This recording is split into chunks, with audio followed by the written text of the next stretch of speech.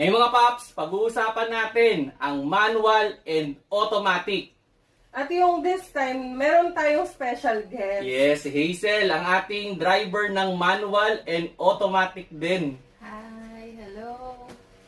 So, iba-iba kasi yung experience, Kuya Shane, ng mga nagdadrive ng babae at lalaki sa automatic and manual transmission. Yes, magkakaiba yan. So, pag-usapan natin yung manual transmission. Pero bago yon, magbabasa muna ako ng mga comments ng mga nanonood or sumusubaybay kay Kuya Shane. Yun, Kung bakit nga ba manual or automatic yung gusto Yun, nila. maraming salamat doon sa mga nagko-comment dyan na nagbibigay ng mga opinion nila. Ang dami yung opinion na ang gaganda. Ngayon, pumili kami ng 3 opinion na bakit manual or automatic yung gusto nilang kotse.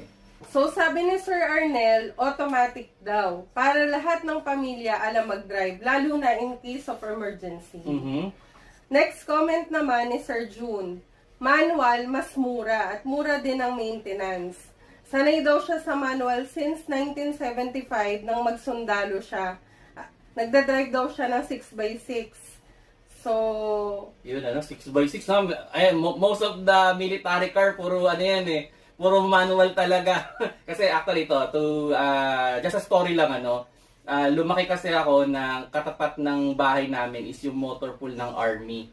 Kaya pag wala akong ginagawa nung bata ako, nandun ako, nagsisilip-silip ako, nagtatanong-tanong. Kaya medyo nagkaroon ako ng experience talaga sa kotse dahil dun sa motor pool na yun.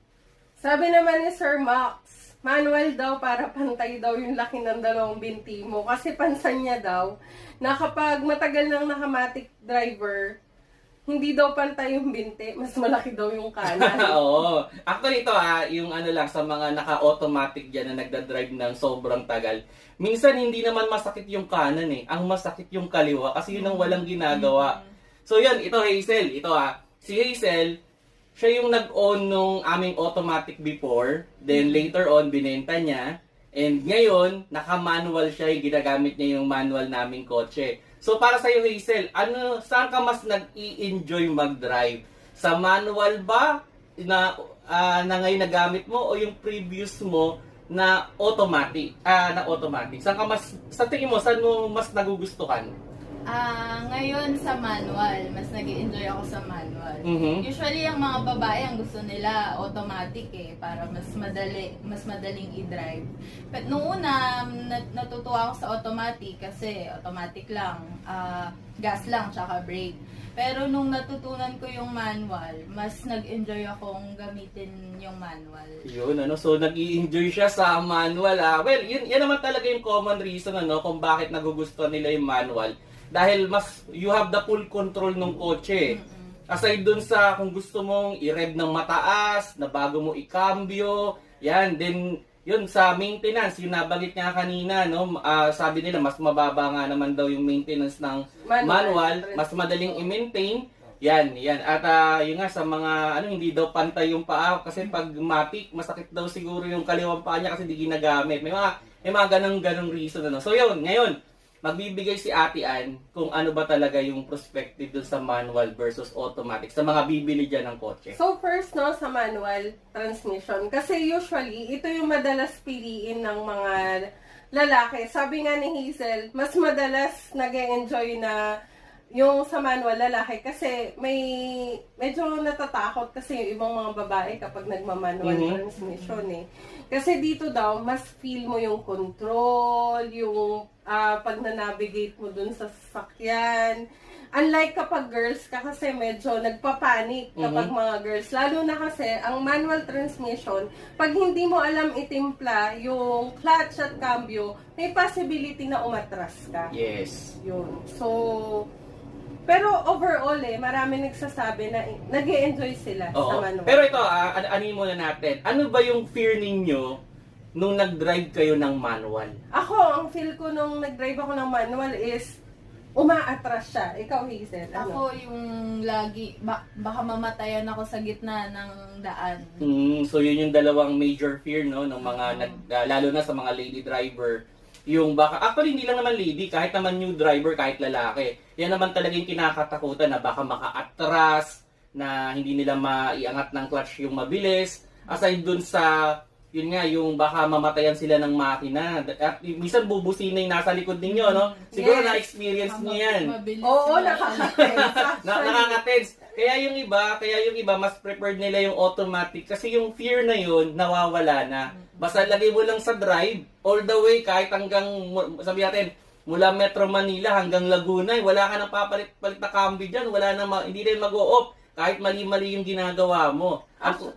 Actually, yun yung reason bakit yung manual namin na first car is naka Hazel na ngayon. Kasi ako po, hindi ko kaya mag-drive ng manual. Oo. Although marunong ako mag-drive ng manual transmission, parang hindi ako kampante mag-drive ng manual sa kalsada Yun. talaga. Pero si Hazel ay nag-i-enjoy ngayon na mag-drive ng manual transmission. So yun, ano ba yung sunod na mga reason natin? Mostly, yun na yung reason na sinabi dito ng mga sumusubaybay sa'yo. Ayun. Sa manual transmission. So yun talaga. Tsaka parang bukod dun kasi, mas mura kasi yung mga units ngayon ng manual transmission kaysa sa automatic. Yun, oo. Unfortunately, medyo bumababa yung presyo ng manual ngayon dahil nga mas marami ng preferred yung automatic. Siguro, nagbabago na rin kasi yung mindset ng tao ngayon eh. Kasi yung ibang iniisip nila, dalhin na lang sa point A to point B. Yung enjoyment, medyo nalelesen na. Maybe because kasi sobrang traffic na rin.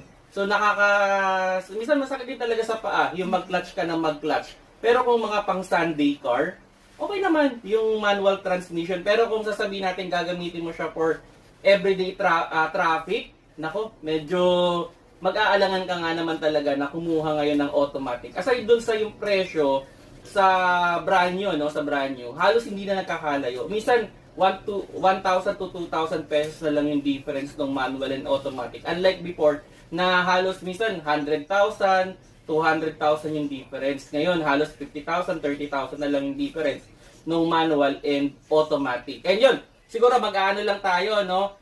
Kung kayo, yan, yung inyong gagamitin for everyday car, like for example, going to office, ano mas preferred ninyo? Manual or automatic? Kung ako, kasi yung ginagamit ko ngayon, no, automatic ako. Ikaw, kasi Hazel? mas stress-free, parang mas relax ako. At ang traffic kasi dyan sa Makati area. Yeah, So, ikaw Hazel, ano yung mas automatic. preferred mo pag yung first, yung pang-pasok mo talaga sa opisina? Kung ako, ang gusto ko sana talaga, automatic kasi dun sa lugar namin sobrang traffic eh. Mhm. Pero since manual yung gamit ko, manual. Ini-enjoy mo na Oo, lang. ini-enjoy ko na Ayan. lang. Pero yun, halimbawa ito, sige, may isang question ako dyan. Kung magkakaroon kayo ng sports car, so ibig sabihin, maybe Sunday car to, no? Ano mas preferred ninyo, matic or manual? Ako manual. Manual yun sa'yo, kasi gusto Mas mo yung... na-enjoy ko yun, lalo na sports car na yun. Yeah, ikaw, Ate Ann. Ako, ano pa rin ako, dun talaga ako sa stress-free ako. Ayoko talaga na magtimpla ng clutch. Medyo mas may fear ako sa kalsada. Sa automatic talaga ako, kahit sports car pa yan. Yan, oo. Actually, ito suggestion ko lang, kung wala naman kayong idadrive talaga na manual, o wala marunong mag-manual sa inyo, pwede naman mag-automatic na kagad kayo. Hindi naman yan ang pamantayan ng galing ng driver eh. Yung, di ba sinasabi nila, real men, drive 3 pedal. Ako hindi ako naniniwala doon eh. Kasi real men, drive yung nagdadrive ng maayos sa kalsada. Hindi naman yan yung pamantasan ng galing. Ang bottom line yun, ang pinakamagaling na driver nga daw, yung nakakauwi ng maayos sa bahay nila na walang problema yung sasakyan nila. So yun, maraming salamat kay Hazel na driver ng isang manual and automatic. So hindi lang ito driver lang ng automatic or ng manual.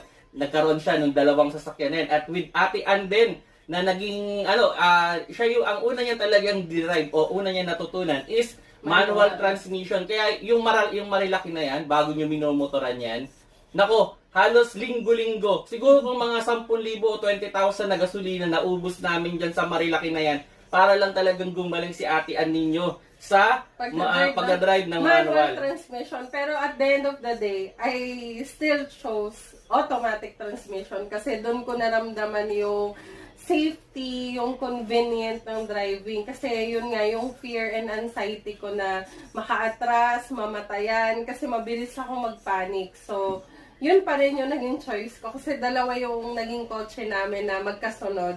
Yung manual nga, And then yung automatic. Pero ito final question tayo, no? If you will select a car sa iyo as personal car, what would you select? Automatic or manual? If ako, I would select my personal car ngayon at sa future pa, lagi akong I'll go for automatic. And you, Hazel?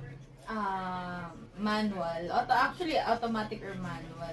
Wala sa yung problema. No, Barry. Sa akin naman, kung gagamitin ko siya for everyday use, like yung mga point A to point B, I will select the automatic.